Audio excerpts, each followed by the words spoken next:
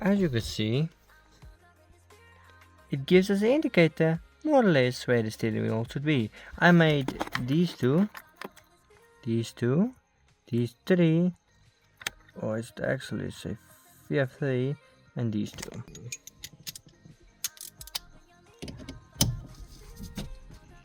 You just do this.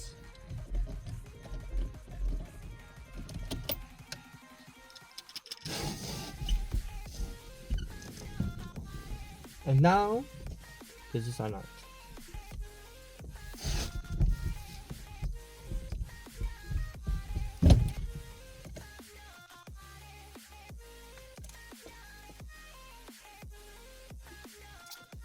And here is our steering wheel. Now is a very important lesson. This is our clock spring. This little